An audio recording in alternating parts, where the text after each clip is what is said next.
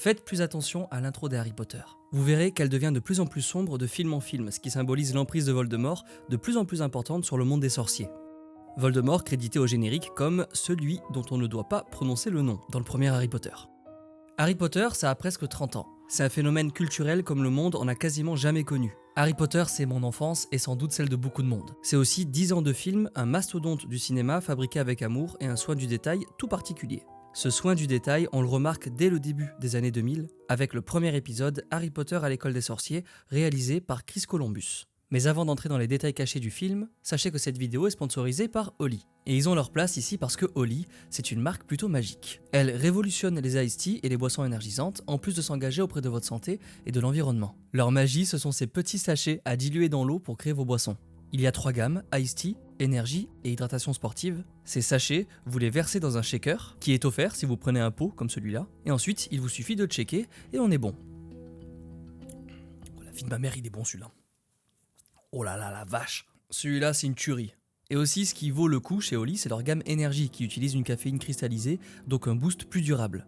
Bien sûr, tout ça, c'est sans sucre, c'est sans taurine, c'est riche en antioxydants, en vitamines, et Holly n'utilise que des arômes et des colorants naturels. Et surtout, prenez en compte que un pot Holly, c'est l'équivalent de 50 canettes, ce qui réduira considérablement vos déchets. Alors pour découvrir votre saveur préférée, je vous recommande leur pack découverte. Ça vous permettra de recevoir une grande variété d'échantillons de ces petits sachets et ça vous évite surtout d'acheter un pot pour chaque goût. Holly, ils ont aussi leur gourde thermos. C'est parfait pour le sport, le taf ou simplement pour s'hydrater. Vous versez le sachet dans votre gourde, vous secouez et voilà. Mangue, fruit de la passion, black tea, celui-là les gars c'est un classique. Et pour vous, j'ai 2 codes promo. Le premier code promo c'est SOF5 pour 5 € de réduction dès maintenant. Et le deuxième c'est juste SOF pour 10% sur toutes vos commandes. Voilà, essayez Holly, vous allez aimer, lien en description comme d'hab. Et nous, on continue avec les détails cachés de Harry Potter et on attaque par l'école des sorciers. C'est dans ce premier film que Harry ne lance pas un seul sort. Pas un seul. Il y a une fois vite fait où il tente un Wingardium Leviosa, mais on va dire que vas-y ça compte pas. Wingardium Leviosa. Il s'entraîne et le sort n'est même pas parti. Chris Columbus, c'est le réalisateur de Maman j'ai raté l'avion, Maman j'ai encore raté l'avion, Madame Doubtfire, que des films familiaux calibrés pour cartonner. Alors c'est pas étonnant que la Warner lui ait fait confiance pour lancer la saga Harry Potter au cinéma. Columbus, c'est une valeur sûre. One of the most exciting things about these films would be to see the same cast throughout the 7 films and to see them grow throughout their years at Hogwarts. Et sur Harry Potter à l'école des sorciers, le réalisateur s'amuse à cacher des indices sur la suite de l'histoire. Quand Harry arrive au zoo, on peut y voir un groupe d'élèves habillés en vert émeraude en train de sortir du vivarium. Et ça annonce l'arrivée des Serpentards. Regardez d'où ils sortent. Reptile House, la maison des reptiles. Eh oui, joli détail dès le début du film. Et quand Harry est encore une merde, quand il est martyrisé par son cousin, quand il dort dans un placard, quand son oncle et sa tante le considèrent comme un parasite... Mon garçon, la magie, ça n'existe pas. Eh bien tout ça est mis à l'avant au premier plan dans le film, mais aussi au second, juste ici. La tante Pétunia, elle est pas en train de cuisiner un bon repas, non. Elle est en train de teindre les vieux uniformes de Dudley. Et pour qui ? Pour Harry, le parasite qui ne mérite même pas ses propres habits. Et c'est un détail qui est cité dans les livres, qui a aussi sa scène coupée, mais qui nous offre là dans le film final, un joli détail caché. Sur cette adaptation, Chris Columbus vraiment ça a été un roi. Parce qu'en plus d'avoir fait exister visuellement le livre, il s'est permis des petits trèfles. Cette séquence où les lettres de Poudlard envahissent le salon des Dursley par la cheminée,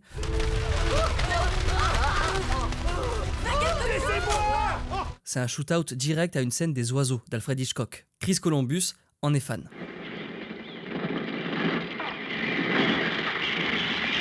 Et Columbus, il aime bien nous induire en erreur. Pendant la cérémonie de répartition, quand la cicatrice de Harry commence à le brûler, le film veut nous faire croire que c'est à cause de Rogue. Mais si vous regardez attentivement à droite, vous verrez que Quirrell tourne le dos à Harry. Et si Quirrell tourne le dos à Harry, c'est que, alors attention spoil, mais bon si vous êtes là c'est que vous avez vu Harry Potter, sinon vous êtes bizarre. Si Quirrell tourne le dos à Harry, c'est que Voldemort lui fait face. C'est donc Voldemort qui est la cause de la douleur ressentie par Harry, et pas Quirrell et encore moins Rogue. Dans la même séquence, on peut voir Nigel Anstey. Ce gars, c'est le vrai grand-père de Tom Felton, le jeune acteur qui joue Drago Malfoy. Eh bien son vrai grand-père, là, c'est un professeur figurant.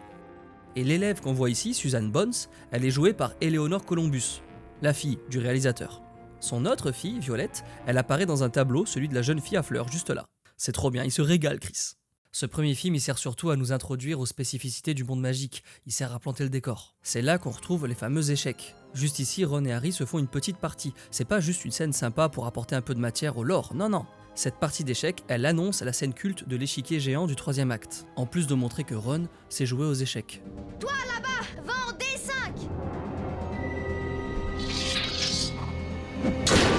Allez, vu que les échecs sont un sport, restons dans le sport. Quand Harry a peur de ne pas être à la hauteur au Quidditch, Mais je n'ai jamais joué au Quidditch. Et si je me rends ridicule, t'imagines? Non, tu ne te rendras pas ridicule. Hermione l'emmène dans la salle des trophées pour lui montrer la récompense obtenue par son père quand il était attrapeur, en mode t'as ça dans le sang toi aussi frérot, ton père c'est CR7. Alors là c'est un petit festival d'easter egg, allons-y. Sur la droite, on peut voir une récompense attribuée à un certain M.J. McGonagall. Alors probable que ce soit un joueur de la famille de la directrice de Gryffondor. Certains disent même que ça pourrait être elle qui était joueuse de Quidditch. Malheureusement non, parce que la plaque indique 1971. À cette époque, McGonagall est déjà professeure à Poudlard. Et aussi elle s'appelle Minerva McGonagall, elle n'a pas de deuxième prénom. Et le G qu'on peut voir ici est bien là pour indiquer qu'il ne s'agit pas d'elle, mais probablement d'un parent. Voilà, et on en profite pour lui souhaiter de reposer en paix, Maggie Smith. Alors, tout à droite, on a une plaque décernée pour service rendu à l'école, c'est la plaque que reçoit Tom Jedusor, Voldemort quoi, quand il était élève à Poudlard. Bon, cette plaque, il ne la reçoit que dans les livres. Et ça, c'est un élément qui prendra de l'importance dans la Chambre des Secrets dont on va parler dans cette vidéo. Juste à gauche, on peut lire R.J.H. King. Cette fois, c'est un clin d'œil au directeur artistique du film, John King. Voilà, en un plan, il y a eu 3 easter eggs. Merci beaucoup, Chris. Maintenant, sur le miroir du Riséd, il y a aussi un détail caché. Un détail qui prédit bien à quoi sert le miroir. Alors c'est écrit à l'envers et en anglais, mais c'est bien là. C'est écrit « Je ne montre pas ton visage, mais ce que ton cœur désire ». Dans cette vidéo, on va dire qu'un détail caché, ça peut aussi être une erreur qu'on a oubliée sur le tournage ou qu'on n'a pas pu résoudre en post-prod, ok? La couleur des yeux de Harry, dans les livres, ça répète qu'il a les yeux de sa mère. Et dans les livres, les yeux de sa mère sont verts. Mais ça n'est pas le cas dans le film. Ah vas-y, y a aucun effort, il aurait pu porter des lentilles, il a fait, mais il ne le supportait pas du tout. Ce plan-là de la dernière scène du film, c'est en fait la toute première tournée par le trio d'enfants et checker les yeux de Harry le pauvre. Si on observe bien, il a les yeux tout rouges. Et oui, l'anecdote est connue, mais c'est à cause de ses essais avec les lentilles. Mais pareil, dans le livre, Hermione elle est décrite comme ayant de grandes dents. Et ça n'est pas vraiment le cas d'Emma Watson. Alors ils ont essayé, ils lui ont fabriqué une prothèse. Teeth test. Teeth test. Mais ça l'empêchait de prononcer correctement son texte. Donc on oublie la prothèse, sauf sur ce plan, dans cette même scène de fin. Voilà, bon, c'est des petites erreurs qui méritaient d'être dans cette vidéo, je trouve. Cette première question que Rogue pose à Harry durant son premier cours de potion, c'est un message codé. Monsieur Potter, qu'est-ce que j'obtiens quand j'ajoute de la racine d'asphodèle en poudre à une infusion d'armoise? Et pour comprendre ce message, il faut parler le langage des fleurs. J'ai des notions en fleurs. L'asphodèle appartient à la famille des lys. Ok. Et lys, ça se traduit en anglais par Lily. Lily, c'est quoi? Lily, c'est le prénom de la mère d'Harry, Lily Potter. Et cette plante, dans l'Antiquité, elle était souvent utilisée pour fleurir les tombes des morts. Et quant à l'armoise, c'est le symbole de la fidélité et de la constance amoureuse. À sa façon, Rogue dit à Harry qu'il regrette la mort de Lily, qu'il aime toujours. Voilà, bon, il y a plusieurs interprétations, le langage des fleurs, c'est pas une science exacte, mais celle-ci, elle est bien stylée. Bien sûr, il reste encore plein de détails cachés dans l'école des sorciers. Moi, j'ai sélectionné celles que je préférais. Si vous en voyez d'autres, n'hésitez pas à les mettre dans les commentaires. Évidemment, Harry Potter à l'école des sorciers rencontre un énorme succès. Sa suite, La Chambre des Secrets, arrive en salle l'année d'après, et c'est toujours Chris Columbus derrière la caméra. Ce deuxième épisode, c'est un peu comme un film Marvel. C'est le seul de toute la saga à avoir une scène post-générique. On va voir ça. Cette suite, elle est un cran plus sombre que le premier film. Ça se voit avec cette horrible boutique de magie noire, Barjow & Burke. Dans une vitrine de la boutique, vous pouvez voir le collier d'opale ensorcelé. C'est ce collier qui tuera presque Katy Bell, une élève de Gryffondor, dans Le Prince de Sang Mêlé. Alors le design a changé entre les films, mais c'est bien celui-ci. Quand on pense à la Chambre des Secrets, on pense forcément à la voiture volante, la célèbre Ford Anglia de la famille Weasley. Et on peut lire souvent sur internet que la créatrice de Harry Potter, elle a choisi ce modèle car c'était sa première voiture, alors que non, pas du tout. Elle s'est en vérité inspirée de la voiture d'un de ses amis de jeunesse, avec qui elle partait en road trip. C'est un souvenir important pour elle, tant que son ami ne devient pas un Ah, ça c'est une autre histoire. Alors les amis et la famille, c'est bien sûr 2 thèmes importants dans la saga. Bonjour les Weasley. Bonjour papa. Bonjour Arthur. Et Chris Columbus, il continue de s'appuyer sur sa vraie famille dans cette suite. Là, c'est Isabella Columbus, une autre fille du réalisateur. Voilà, c'est elle qui est en train de bouquiner tranquille chez Fleury & Bott. Et plus tard dans le film, on voit son fils Brendan, Il est juste là parmi un groupe d'élèves qui dévisagent Harry. Ouais, Columbus c'est un peu la famille Weasley, il a beaucoup d'enfants. Et il les aime beaucoup. Et c'est pour ça qu'il refusera de réaliser le 3e épisode, pour passer plus de temps avec eux. And I think that's important as well. You know, it's been 2.5 years since I've had dinner with my family during the week, and I think I owe it to them. Tant qu'on y est, continuons chez Fleury & Bott. C'est là qu'on peut voir Lucius Malfoy glisser le journal de Jedusor dans le chaudron de Ginny en même temps qu'il lui rend son livre. Alors c'est quand même obvious, hein, mais ça se trouve, certains parmi vous ont raté ça. Pas de soucis, c'est pas grave de louper des trucs. Même une production à plus de 100 millions, il rate des trucs, vous allez voir. Sur les tournages, on met souvent du gaffeur, du scotch par terre pour positionner les acteurs. Bon ben ce scotch, on peut le voir à l'écran là. Toujours chez Fleury & Bott quand Malfoy est sur sa mezzanine. Quand Harry se prend le mur en tentant de pénétrer la voie 9/3, on peut clairement voir que la chouette qui tombe est une fosse. Et enfin ça là, elle est hyper populaire, mais vas-y, on s'en lasse pas. Il y a un cadreur dans le champ lors du cours de duel dans la grande salle. Juste là, regardez-le. Voilà, quelques faux raccords qui peuvent vite passer inaperçus, comme les détails cachés. Et là, on est sur les détails cachés, mais j'avais une autre idée de format que je voulais faire sur la chaîne, que je n'ai jamais fait au final, sur les impros dans les films, les impros devenus célèbres. Dans Harry Potter, il y en a des très stylés, comme celle-ci. À ce moment-là, Tom Felton, il avait oublié son texte. Pourquoi tu portes des lunettes? Pour lire. Tu sais lire, toi? Ce qui fait qu'il nous a improvisé cette réplique. Mais la meilleure dans ce domaine, c'est sans doute celle-ci. Monsieur Potter sera toujours là. Rassurez-vous, je serai là. La réponse de Harry à Lucius, elle a été complètement improvisée par Radcliffe. Et pour l'anecdote, ça a pas mal impressionné Jason Isaacs, qui joue Lucius. Et en vrai, il y a de quoi, parce que faire ça à 12 ans, c'est pas donné à tout le monde. Checkez comment Chris Columbus, il est surpris après cette séquence. Des acteurs talentueux et hyper impliqués comme ça, il y en a plein dans la saga. Kenneth Branagh, qui joue Lockhart, il a été nommé 8 fois aux Oscars dans toute sa carrière.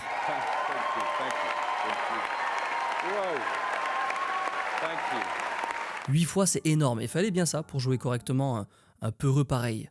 Tellement peureux que même son tableau a décidé de prendre la fuite quand les choses commencent à chauffer pour lui. Juste là, son tableau est plein, et un peu plus tard dans le film, il est vide. Et c'est justement Lockhart qui aura l'honneur de la scène post-générique de la saga. La scène montre la sortie de son nouveau livre, Qui suis-je ? Lockhart, il a peut-être perdu la mémoire, mais pas le sens du business. Allez, vas-y, on termine la chambre des secrets avec un petit détail caché qui relie cet épisode de Harry Potter à Star Wars épisode 2, l'attaque des clones.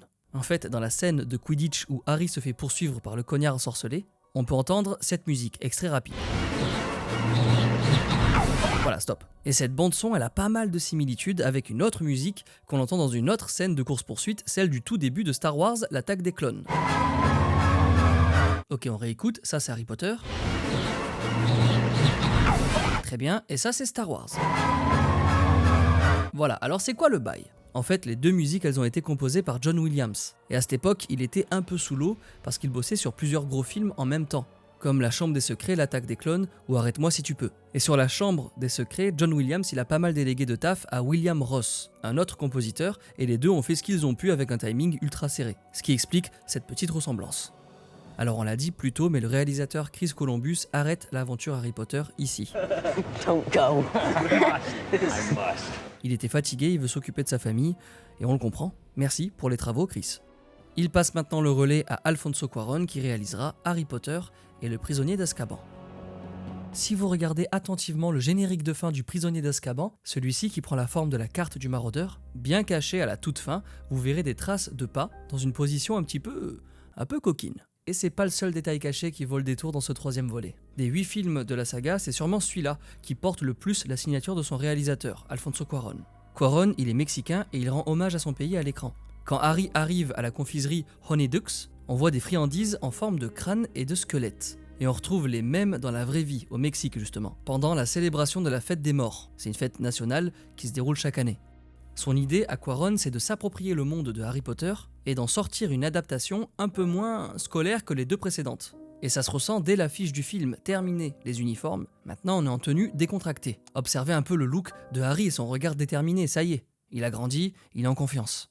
Pour mieux s'approprier la saga, le réalisateur décide de faire péter pas mal de choses mises en place jusqu'ici, comme le bar Le Chaudron Baveur, qui ne ressemble plus vraiment à la version de Columbus. Et parmi les clients de ce bar, on peut voir Ian Brown, le chanteur du groupe de rock The Stone Roses, dont Daniel Radcliffe est fan. Il est en train de lire Une brève histoire du temps de Stephen Hawking, le célèbre astrophysicien décédé il y a quelques années. Et le temps, c'est justement un des concepts clés du film. Un joli détail caché. Depuis la sortie du Prisonnier d'Azkaban, il y a une rumeur qui court comme quoi ce gars-là, qu'on peut voir au bar Les Trois Balais, ça serait Alfonso Cuarón lui-même. Sauf que non, pas du tout, c'est Paul Keeves. C'est un célèbre illusionniste anglais qui était consultant sur le film. Un autre genre de caméo, on a Voldemort aussi. Et oui, il passe une petite tête à l'écran vite fait pour annoncer sa venue, juste là dans un tableau accroché à Poudlard. Alors ce détail-là, il fait débat, parce que certains pensent que c'est bien Voldemort, et d'autres pensent que c'est Nosferatu, le célèbre vampire. Voldemort, son retour, ça sera pour le film suivant. La vraie star du Prisonnier d'Azkaban, c'est Sirius Black. Si vous voulez tuer Harry, il faudra nous tuer aussi. Non, une seule personne mourra cette nuit. Et ces tatouages, c'est Alfonso Cuarón lui-même qui les a dessinés en s'inspirant de symboles alchimiques et de tatouages de prisonniers russes pour inspirer la crainte et le respect. Le soin du détail, toujours, même si ça n'empêche pas quelques erreurs. Quand les détraqueurs arrivent dans le Poudlard Express, on voit une bouteille d'eau se geler. Alors ok, ça fait un plan stylé, mais il y a un problème. Sous cet état, le volume de l'eau est censé augmenter, alors que là, le volume de la glace, il n'augmente pas. Oui, oui, je suis chiant, d'accord, j'arrête. Mais quand même, pourquoi pendant le cours de soins aux créatures magiques, un coup Ron porte un livre et un coup non? Ah oui frérot, faut savoir, hein. Vas-y, ok, j'arrête. Mais quand même, on voit Buck faire caca au début du cours. Voilà, faites-en ce que vous voulez de ce détail. Et quand Harry et Hermione remontent le temps et vont sauver Buck, on peut remarquer une bosse dans le dos de Daniel Radcliffe. Et cette bosse, c'est le boîtier du micro.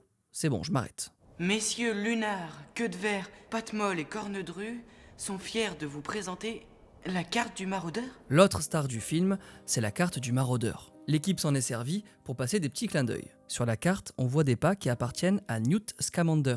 En VF, Norbert Dragono. C'est le célèbre magizoologiste, le personnage principal des spin-offs, Les Animaux Fantastiques. C'est pas le seul petit secret de la carte du maraudeur, mais accrochez-vous parce que celle-là, elle est un petit peu technique. L'un des créateurs de cette carte, c'est Lupin. Très bien. Le surnom de Lupin, c'est Lunard. Lunard, en anglais, c'est Moony, avec un Y.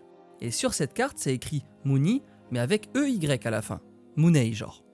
Donc on ne parle pas de Moony Lupin, mais de quelqu'un d'autre. Et ce quelqu'un d'autre, c'est Carl Mooney, EY. Et lui, c'est pas un sorcier, mais presque, c'est le directeur des effets spéciaux du film. Mais il y en a un meilleur de petits détails dans ce troisième volet. Quand Harry, Ron et Hermione arrivent dans le Poudlard Express, ils s'installent dans la cabine d'un professeur endormi. Ce professeur, c'est bien sûr Rémus Lupin. Et ce qu'on ne sait pas encore à ce moment-là du film, c'est que Rémus Lupin, c'est un loup-garou. Professeur Lupin? Par contre, ce qu'on sait déjà, c'est que la rentrée à Poudlard, c'est le 1er septembre. Alors, c'est écrit dans le premier livre. La temporalité, elle est jamais vraiment mentionnée dans les films. Mais on peut la déduire avec les infos qu'on a dans les livres. Genre avec l'année de la mort des parents de Harry qu'on voit sur leur pierre tombale. Ils sont morts en 1981, quand Harry avait 1 an. S'il avait 1 an en 1981, il avait donc 13 ans en 1993. Et vu qu'on est dans le 3e chapitre, il rentrait donc en 3e année. Si on croise ces infos, on comprend que ce jour de rentrée dans ce 3e film, c'est bien le 1er septembre 1993. Et maintenant, si on regarde le calendrier de l'époque sur Google, on remarque que la nuit précédente, c'était une nuit de pleine lune. Lupin s'est donc transformé la nuit d'avant, c'est pour ça qu'il est épuisé et qu'il dort dans le train. Le sens du détail, toujours. Passons à la coupe de feu. Pour ce 4e volet, Alfonso Cuarón passe le flambeau à Mike Newell. Mike Newell, il est connu pour avoir réalisé 4 mariages et un enterrement, et aussi Donnie Brasco. La Warner, elle trouve que c'est un bon profil pour remplacer Cuarón, parce qu'il a de l'expérience et qu'il est en partie britannique. Du coup, il peut avoir la bonne approche et les bonnes rêves pour raconter une histoire comme Harry Potter qui se passe au Royaume-Uni. Et à Skip, Newell, c'est un ami des animaux, parce que dans le générique, il prend soin de nous préciser que aucun dragon n'a été maltraité durant le tournage de ce film. Pas mal, petit détail. Bon, la coupe de feu, c'est un gros morceau à adapter. C'est le point de bascule de l'histoire, c'est dans celui-là que Voldemort revient. Donc voilà, grosse pression. Une pression qui n'empêche pas Mike Newell de continuer la tradition des détails cachés. Et ça commence dès le générique, où on peut voir le reflet de Nagini, le fidèle serpent de Voldemort, qui est en réalité une femme, qui se balade sur le logo Warner. Bon, il est visible celui-là, facile.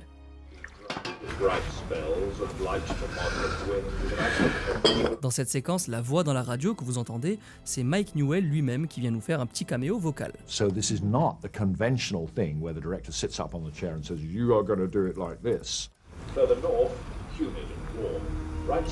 Et à la radio, ce qui passait à l'époque, c'est la Macarena.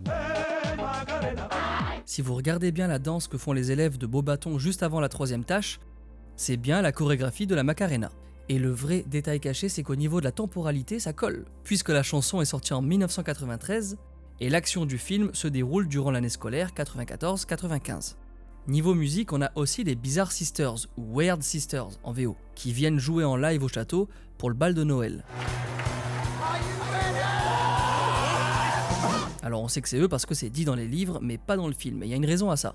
Les Weird Sisters, avec EI à l'intérieur de Weird, ça c'est le groupe imaginaire d'un Harry Potter. Mais les Weird Sisters, avec un Y cette fois, c'est un vrai groupe de musique folk canadien qui se prononce pareil. Et ce vrai groupe, il n'a pas voulu que la Warner utilise son nom dans le film, ce qui a d'ailleurs donné lieu à un procès. Warner a gagné, mais a quand même préféré qu'on n'entende pas le nom dans le film, justement à cause de cette bataille juridique. Please welcome the band that needs no introduction. Et pour pousser le réalisme jusqu'au bout, le groupe que vous voyez à l'écran pendant le bal de Noël, il est composé de vrais musiciens. Les plus connus, c'est les membres de Radiohead. Juste ici, c'est le guitariste Johnny Greenwood, et là, le batteur Phil Selway. Cacher des indices sur la suite de l'intrigue, c'est un truc que les réalisateurs aiment bien faire, on l'a vu tout à l'heure. C'est aussi le cas dans ce chapitre. Le faux Maugrey, le prof de défense contre les forces du mal, donne un livre à Neville. Tu crois que Neville Londubat, ce prodige de sottise, t'aurais procuré de la branchiflore si je lui avais pas donné le livre dans lequel elle est écrite? Ce livre, c'est pas n'importe lequel. C'est à l'intérieur qu'il trouve la solution de la branchiflore pour aider Harry à respirer sous l'eau pour la 2e tâche. Et ce livre, on le voit en train de le lire pendant la scène où tous les élèves tentent leur chance en jetant leur nom dans la coupe de feu. Dans la coupe de feu, on est encore loin de la fin des aventures de Harry et pourtant il y a déjà les reliques de la mort dans le film. Le livre Les reliques de la mort, il sort 2 ans après l'adaptation de la coupe de feu. Et pourtant ces reliques de la mort, elles sont déjà là. Enfin presque. Tu sais Harry, j'ai cherché quelque chose, un petit détail. Dans le bureau de Dumbledore, quand il se plaint de toujours manquer des petits détails, son regard se pose sur un objet bizarre dans sa vitrine. Un triangle, une baguette, une boule, vas-y ça ressemble un peu trop aux reliques de la mort. Et vraiment à l'époque du film, on ne sait pas qu'elles existent ces reliques. Alors ça n'a jamais été confirmé, mais si c'est un hasard, ça reste quand même très gros. Et le design des Mange-Morts, c'est pas un hasard non plus. Il est inspiré des membres du Ku Klux Klan. C'est une organisation terroriste de suprémacistes blancs américains, eux aussi obsédés par l'idée d'une soi-disant pureté du sang. Checkez les capuches en pointe, c'est les mêmes. Et les Mange-Morts y partagent aussi le goût de la violence des membres du Ku Klux Klan. Là, on peut voir un fidèle de Voldemort qui applaudit quand Harry se fait torturer dans le cimetière. Si vous avez été ultra attentif, vous aurez peut-être remarqué que le chiffre 7 est présent de partout dans la saga. 7 tomes, la scolarité d'un élève de Poudlard se fait en 7 ans, 7 enfants Weasley, Voldemort a créé 7 Horcruxes, et pour en revenir à ce 4e film, il y a 7 verrous sur la malle dans laquelle le vrai Maugrey est enfermé. On retrouve aussi 7 pierres sur le rebord de la fenêtre de la chambre du jeune Voldemort dans Le Prince de Sang Mêlé. C'est pas un hasard, le chiffre 7 il est considéré comme spécial, presque magique, dans l'histoire de l'humanité pour plein de raisons. Comme les 7 jours de la création dans la Bible ou les 7 merveilles du monde. En vérité, c'est une sorte de chiffre synonyme de perfection. Allez, maintenant un petit dernier, mon préféré. Quand la troupe arrive sur le camping pour voir la finale de la Coupe du Monde de Quidditch, on peut y apercevoir 2 elfes, dont un qui ressemble quand même pas mal à Dobby.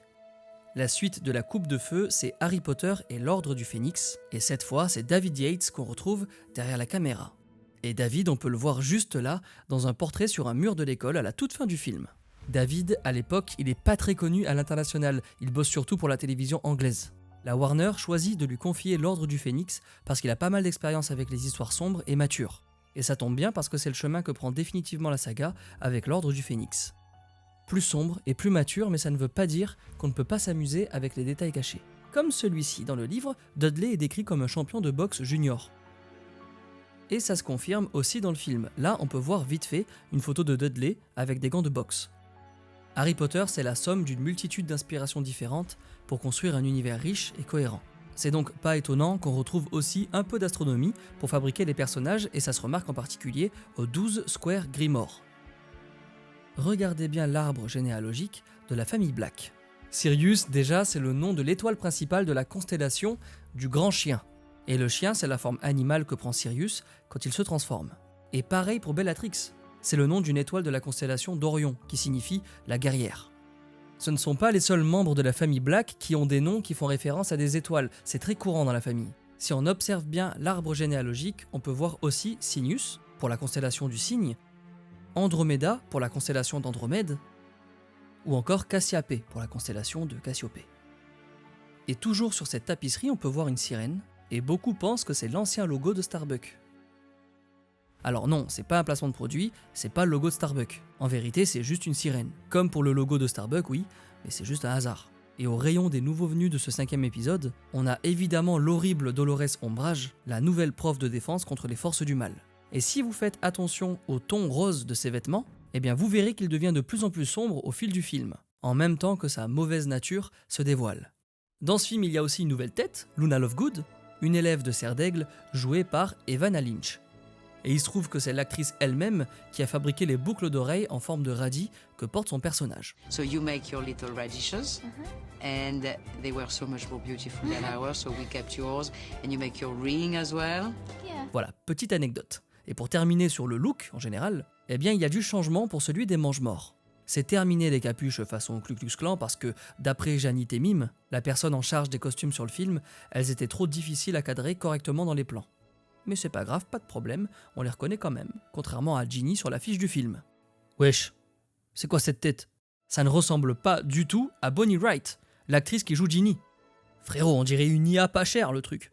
Ce 5e film, il échappe pas à la règle, il comporte lui aussi quelques petites erreurs, on s'en met quelques-unes. Au début du film, les motifs du short de Dudley changent entre les scènes de l'aire de jeu et la scène du tunnel. Et en vrai c'est bizarre vu que les deux scènes se suivent, donc c'est vraiment censé être le même short. Mais là, c'est pas le cas. Pour revenir sur la tapisserie de la famille Black, on voit clairement la tête de Bellatrix à droite de la partie brûlée. Là, voilà. Et sur le plan d'après, la tête de Bellatrix n'est plus visible. Pour finir avec l'ordre du Phénix, on a un petit clin d'œil à Disney. Disney, un de leurs classiques du début des années 50, c'est Peter Pan. Dans le dessin animé, on a Wendy qui demande « Comment se rend-on au pays imaginaire ?» Et Peter Pan qui répond « En volant, bien sûr. » Mais Peter, comment est-ce qu'on va là-bas? En volant, bien sûr. En volant? Eh bien c'est la même réponse que donne Luna à Harry quand il se demande comment l'équipe va pouvoir rejoindre Londres pour sauver Sirius à la fin du film. Alors, comment on va se rendre à Londres? En volant, bien sûr. Londres, c'est aussi la ville qu'on va retrouver dans l'épisode suivant, Harry Potter et le prince de sang mêlé. Pour ce 6e volet, c'est toujours David Yates derrière la caméra. Et il le restera jusqu'à la fin vu qu'il réalisera aussi les 2 parties des Reliques de la Mort. Et c'est aussi lui qui s'occupera des 3 spin-offs, les Animaux Fantastiques. L'intro du prince de sang mêlé, elle est à part dans la saga. C'est la première fois qu'on peut voir concrètement les conséquences du retour de Voldemort sur le monde des Moldus, et notamment avec cette scène de l'attaque du pont à Londres.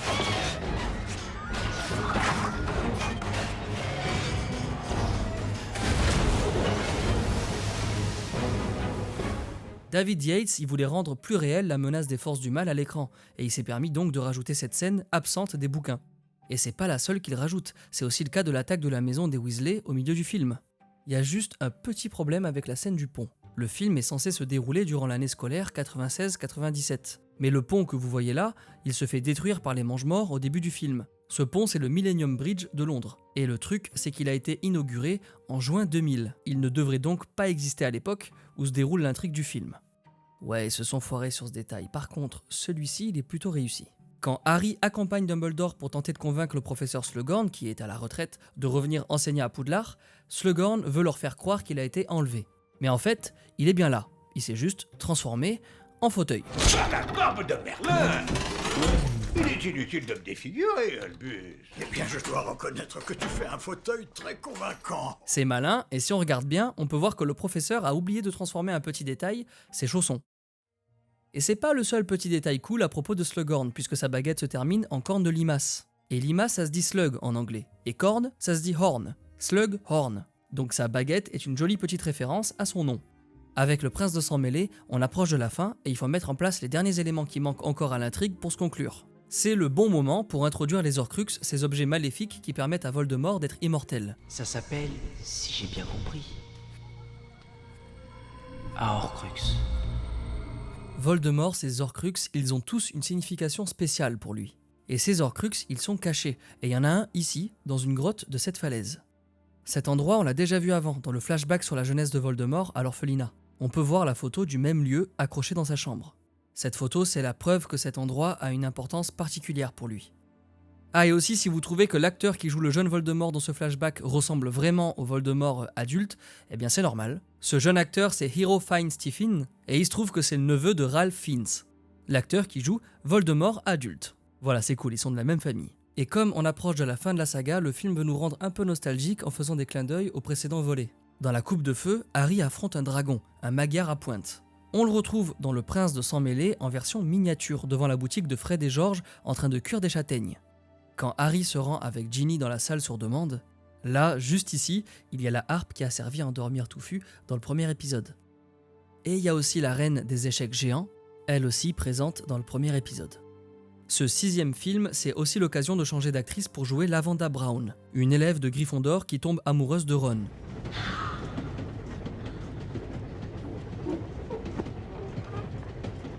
Dans La Chambre des Secrets, c'était elle, Kathleen Coley, qui jouait Lavanda. Dans Le Prisonnier d'Azkaban, c'était l'actrice Jennifer Smith. Et cette fois, dans ce 6e film, eh bien c'est Jessie Cave qui a le rôle. En fait, vu que le rôle de Lavanda Brown est plus important dans ce film que dans les autres, eh bien la Warner a choisi Jessie Cave pour avoir une actrice plus expérimentée à l'écran. Ne t'inquiète pas, Ronron. Je suis là. Et j'espère bien que c'est la vraie raison, hein. En tout cas, c'est celle que j'ai trouvée. Des changements d'acteurs dans Harry Potter, il y en a déjà eu. Dans les 2 premiers, Dumbledore, il est joué par Richard Harris, et à sa mort, il est remplacé par Michael Gambon, à partir du Prisonnier d'Azkaban. Mais en vrai, là, 3 actrices pour un seul rôle, c'est Lavanda qui a le record. C'est Spider-Man, quoi. Et comme d'habitude, ce 6e film, il comporte aussi quelques erreurs. Pendant la réunion du club de Slughorn, Hermione explique que ses parents sont dentistes, et au vu de la réaction des autres sorciers autour de la table, on a le sentiment que le métier de dentiste n'existe pas chez les sorciers. Mes parents sont dentistes.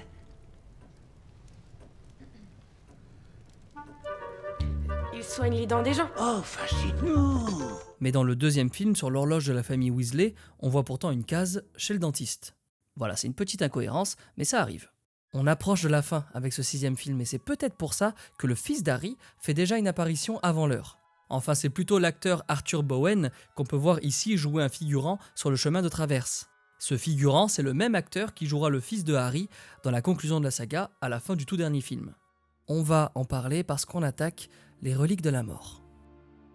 Pour bien marquer le coup, pour la première fois de la saga, on n'entend pas le thème principal lors de l'ouverture.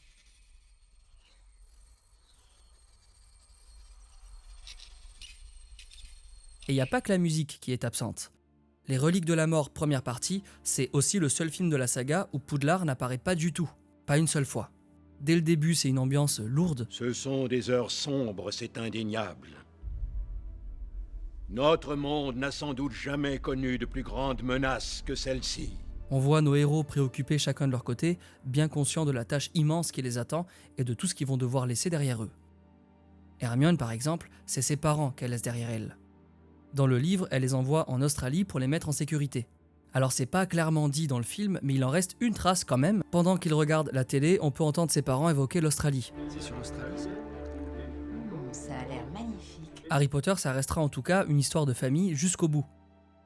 Bill Weasley, joué ici par Donald Gleeson, c'est le fils de Brendan Gleeson, l'acteur qui joue Maugrey Folleuil. À la fin du film, on voit aussi la femme de Drago, jouée par la vraie petite amie de Tom Felton. En tout cas, c'était sa copine à l'époque du tournage. Mais on parlera de la conclusion plus tard, il y a encore beaucoup de choses à dire dessus. Avant ça, il y a le moment où Ron quitte le groupe après une dispute. Et un détail nous montre que Hermione était sûre qu'il allait revenir. Elle laisse une écharpe autour d'un arbre pour lui faire comprendre qu'ils sont partis si jamais il essaie de les retrouver. Et c'est la même écharpe qu'on retrouve un peu plus tard au cou de Scabior, le mange-mort, qui la porte comme un trophée. C'est pas la seule fois où une écharpe aura une signification spéciale. Prenez la mort de Rogue dans la partie 2. Il y a une écharpe Gryffondor accrochée au mur juste derrière lui. Là pour le coup ça symbolise le courage et la loyauté, des caractéristiques de la maison Gryffondor dont il a fait preuve jusqu'au bout. Un courage qui se remarque encore un peu plus tôt si on fait bien attention, comme là lorsqu'il se bat contre McGonagall. Remarquez qu'il prend le temps de désarmer les mange-morts derrière lui avant de s'échapper par la fenêtre. Comme dans le 6e film, David Yates veut nous rendre nostalgiques pendant la bataille de Poudlard. On a une scène qui prend la forme d'une compilation des grands ennemis de la saga. Le trio tombe sur un géant qui rappelle le troll des cachots du premier épisode. Et puis il y a les acromantules qui arrivent et qui rappellent la chambre des secrets. Ensuite, ils tombent sur Greyback, le loup-garou, clin d'œil au prisonnier d'Azkaban. Et c'est pareil pour les détraqueurs, tout ça pour aller vers Rogue, qui est le prince de Sang Mêlé. Au bout du chemin, on a le duel final, Harry Potter contre Voldemort. Et à chaque fois qu'un Horcrux est détruit, Voldemort devient de plus en plus fragile. Et ça se remarque sur sa robe qui se délave de plus en plus et aussi sur son visage.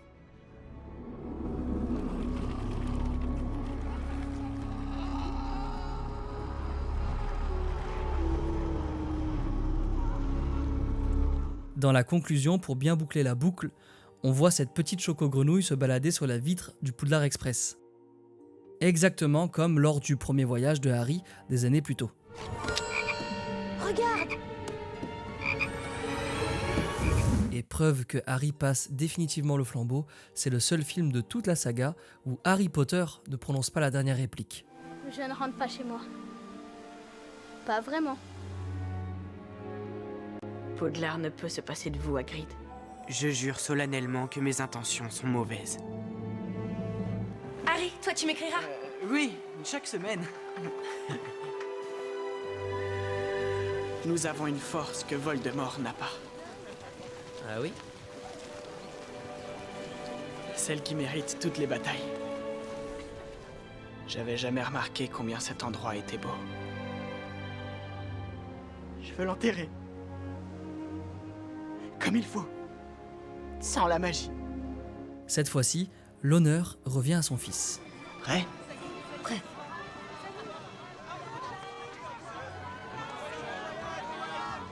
Aussi, on n'a pas fini d'entendre parler de Harry Potter puisque HBO a annoncé la mise en route d'une toute nouvelle série centrée sur les livres. Pour les nouveaux, moi je m'appelle Sofiane, ici on parle de cinéma, alors si la vidéo vous a plu, vous pouvez vous abonner. Merci beaucoup d'avoir regardé cette vidéo, bien sûr il y a encore plein d'autres détails cachés qui sont dans cette saga, c'est une grande saga donc il y a évidemment d'autres secrets. Si vous en voyez d'autres, n'hésitez pas à les mettre dans les commentaires. Merci beaucoup d'avoir regardé cette vidéo et à très vite les tigres. Ciao.